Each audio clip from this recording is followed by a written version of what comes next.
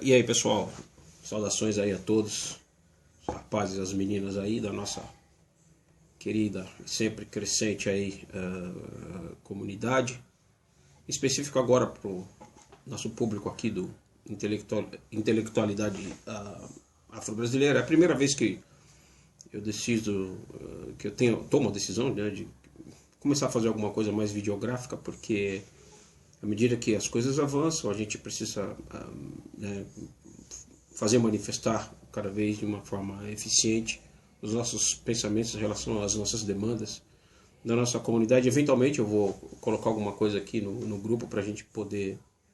a gente poder contribuir com o conteúdo do fórum. Hoje eu vou fazer algumas reflexões aqui. Aqueles que se sentirem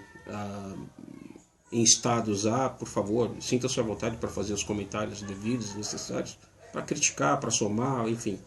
para a gente poder ver se a partir dessas reflexões a gente, primeiro, não fique só nessa coisa de internet, que dentro dessas reflexões de troca de ideias surjam ideias que a gente que possamos colocar em prática, né, como cidadãos e cidadãs, e em razão das muitas demandas sociais que a gente tem enquanto cidadãos e cidadãs afro-brasileiros e afro-brasileiras, ok? Gostaria então de oferecer algumas coisas que talvez possam agregar no conteúdo nosso aqui do nosso espaço. Eu ia começar com essa questão da necessidade de nós, homens afrodescendentes, começarmos a ter uma redireção, né, na falta de um melhor termo, fazer uma outra tomada de atitude com relação a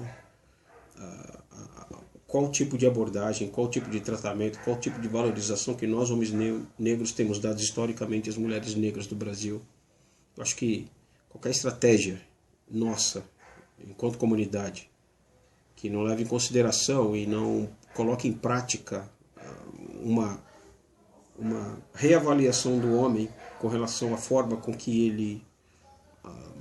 trata, lida, valoriza a mulher do nosso eixo comunitário, qualquer estratégia que fale nesse sentido fará com que qualquer tipo de ação ou manobra nossa de emancipação enquanto comunidade falhe, porque é impensável imaginarmos uma comunidade afro-brasileira forte, atuante, com resultados significativos dentro da nossa comunidade, em que não leva em consideração a valorização, a defesa, a preservação, o enaltecimento da mulher negra, da mulher afro-brasileira, né? Então, acho que nós homens, dentro das nossas reflexões internas enquanto homens, e sem entrar no mérito das visões sobre essa questão, que somente podem e eventualmente serão discutidas e trabalhadas pelas próprias mulheres, acho que nós homens temos que fazer a nossa lição de casa para que, dentro do limite ético de posturas e discursos e decisões tangíveis que nós possamos fazer, a gente consiga contribuir com a causa feminina. E acho que a contribuição do homem negro para a causa feminina, acho que primeiramente passa pela autoeducação. E essa autoeducação ela tem que ser voluntária e, ao mesmo tempo, contar com a contribuição dentro das demandas sob a visão feminina, da ótica feminina, com os queixumes, as críticas, enfim, tudo aquilo que historicamente tem contribuído para que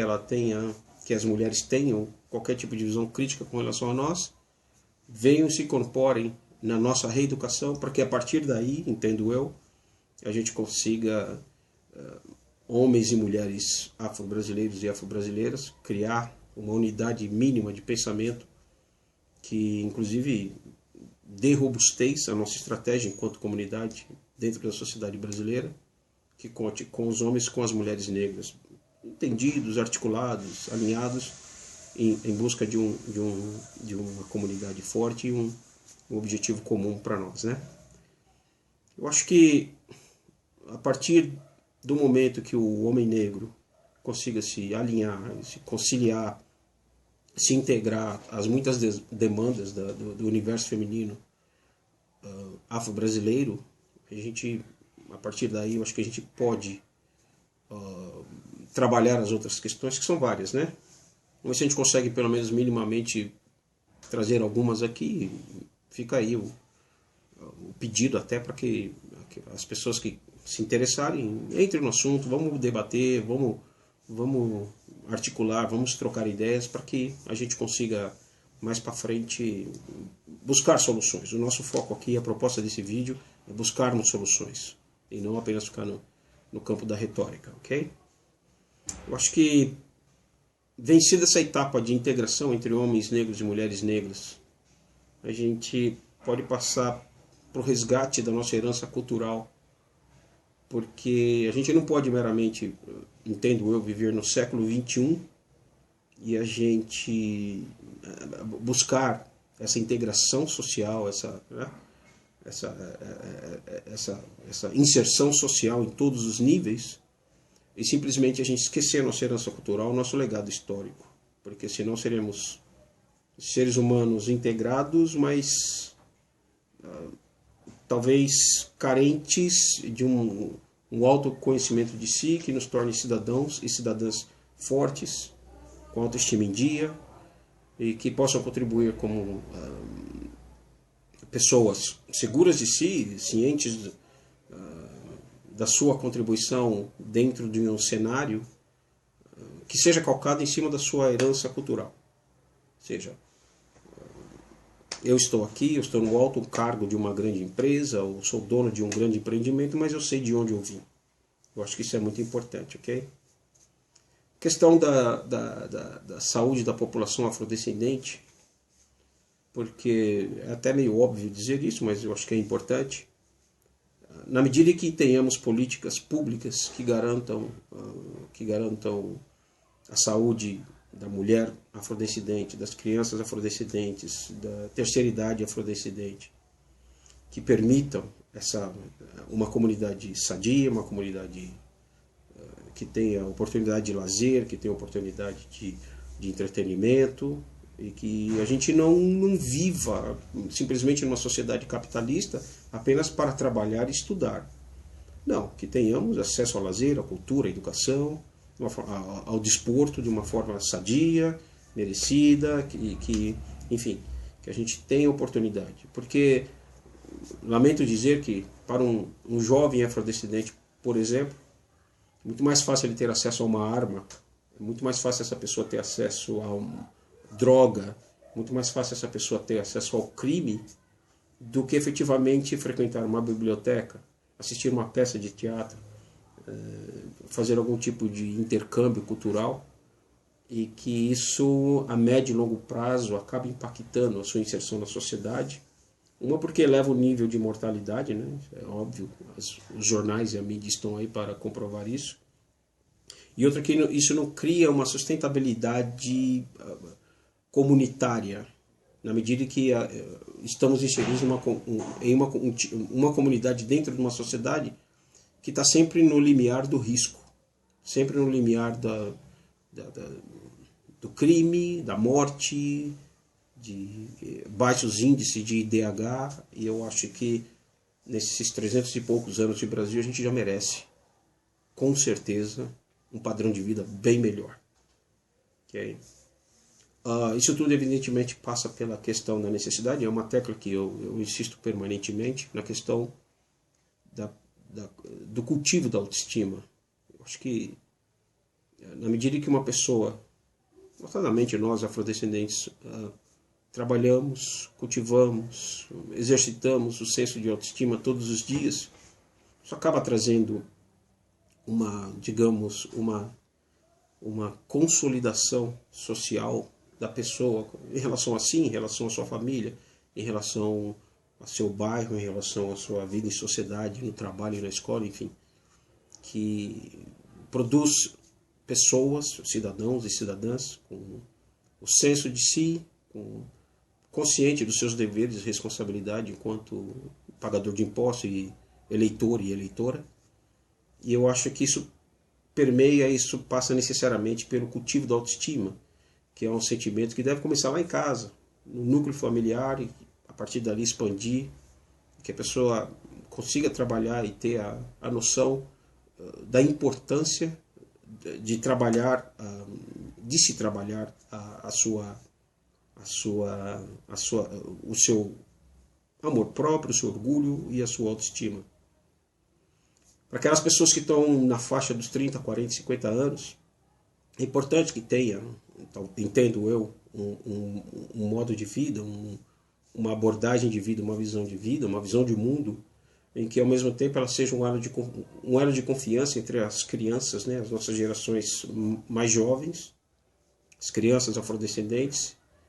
e que ao mesmo tempo também seja uma pólice de seguro das gerações mais, né, da terceira, quarta, quinta idade, porque nós temos a responsabilidade, né, eu diria até altruísta e grandiosa, de sermos um exemplo para as crianças mais jovens e ao mesmo tempo uma salvaguarda para toda a luta dos que nos antecederam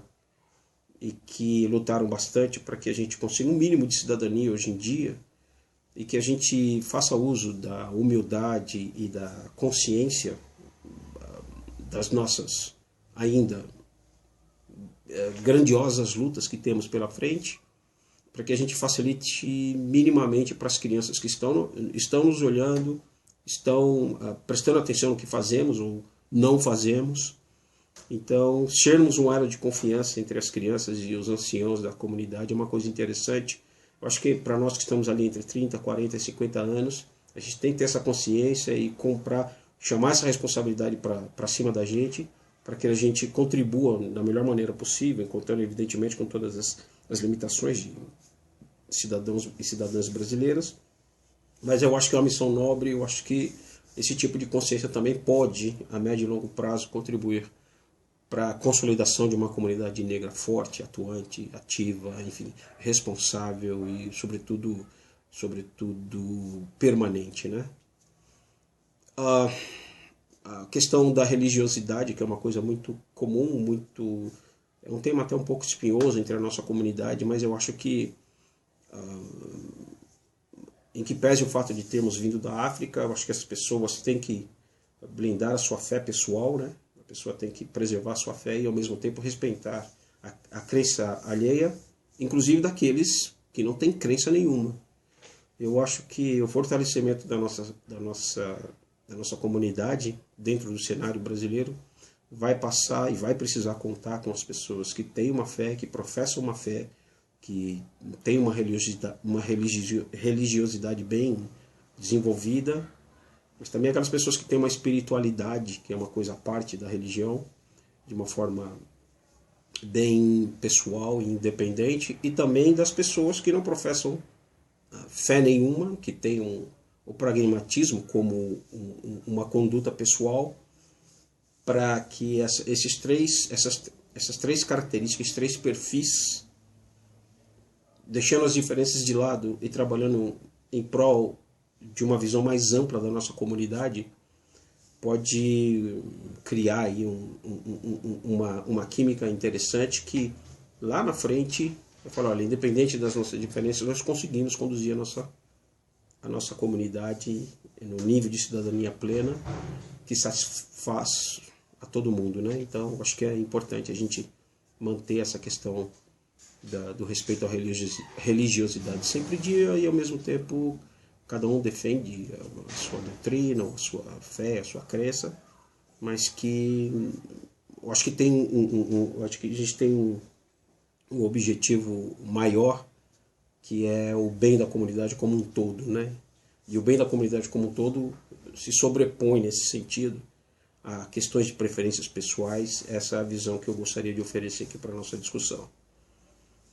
Questão da educação financeira da nossa comunidade, que historicamente, se comparado com as outras ondas imigratórias que chegaram ao Brasil, é lógico que tem uma série de questões históricas, mas acho que é chegado o momento de a gente dar um upgrade nessa visão, para entender que é importante que a gente tenha as técnicas de de controle financeiro, de multiplicação de capital, de abertura de negócios, do mercado financeiro, porque o empoderamento da nossa comunidade também, inclusive, necessariamente até, eu diria, passa por uma reeducação nossa no quesito economia, finanças, investimento, empreendedorismo e tudo mais. É lógico que existem muitas mazelas do capitalismo que propiciaram esse estado de coisas que muito mais nos prejudica do que nos favorece. Eu não estou alheio e indiferente a essa questão. Mas o fato é que nós moramos no Brasil, o Brasil é um país capitalista.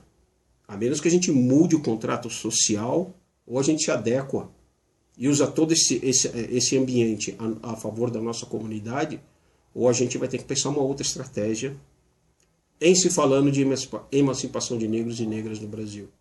A questão financeira, a questão econômica é um fator, sim. A gente precisa abrir os olhos, porque isso aconteceu com os árabes aqui no Brasil, com os orientais aqui no Brasil, com os judeus aqui no Brasil e tudo mais. Evidentemente que cada onda imigratória teve o seu período histórico, teve fatores que ou favoreceram mais, enfim, não é essa a questão. Mas é que o empoderamento nosso, nesse sentido, em que pese algumas ressalvas, eu entendo isso, mas se a gente não incluir esse quesito, esse fator dentro das nossas estratégias, ela será uma estratégia que ouso dizer, seria um pouco falha. Seria interessante a gente pensar a respeito disso, ok? Estamos no século XXI, então as pessoas se manifestam mais e com mais intensidade, as coisas, enfim, certas orientações que até 30, 40 anos atrás eram, digamos, subversivas, né? Hoje em dia elas são mais explícitas. Os grupos, dentro dos grupos e as comunidades, dentro das comunidades se manifestam com mais propriedade, e é bom que seja assim. E só que nesse contexto nós também temos que preservar o que somos. Quais são as nossas demandas, o que queremos, como podemos contribuir e o quinhão, a nossa divisão dentro do bolo social, ele tem que ser respeitado. A gente tem que ter uma visão de que o país é nosso também. Nós somos 51% da população, estamos aqui desde 1526 e esse país também é nosso. Então a gente precisa ter esse senso de propriedade sobre o país. A gente não está aqui como uma população ou emprestada ou de favor, nada disso. Vamos pegar os livros de história para saber que nós temos um histórico, uma consistência, nós temos uma raiz, onde o nosso corpo está aqui no Brasil, a nossa alma está na África, mas nós somos brasileiros. Esse país também é nosso. Precisamos sempre ser um pouquinho, digamos, mais ambiciosos com relação ao senso de propriedade desse país que também é nosso. Só pegar os livros de histórias que a gente vai chegar a essa constatação de uma maneira bem rápida e prática, ok? Eu acho que o brasileiro como um todo, e não nós apenas afro-brasileiros e afro-brasileiras, precisamos agora ter um pouco mais de senso de meio ambiente. Os recursos naturais de hoje já não são mais como há 100, 200 anos atrás. Existe, de fato, uma explosão demográfica que coloca em risco, que pelo menos acende o sinal de alerta com relação aos recursos naturais, como água, enfim, agricultura e tudo mais. E nós somos parte desse processo.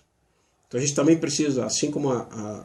reeducação financeira, uma reavaliação de como nós tratamos as nossas fontes naturais de energia, de água, de alimento e tudo mais. Porque esses são fatores que nos próximos 5, 10, 15 anos começarão a afetar a nossa comunidade de uma maneira um pouquinho mais digamos, contundente. Alguns sinais já foram dados aí com essa crise de água, de energia, e a gente precisa estar atento a esses sinais que têm sido mostrados, porque a gente, até em razão da nossa, digamos, diferença logística, financeira e de mobilidade social, quando o bicho começar a pegar fatores como água, alimento e energia, começarão a afetar de uma maneira um pouquinho mais profunda a nossa comunidade. Precisamos estar atento a esse detalhe. Ok?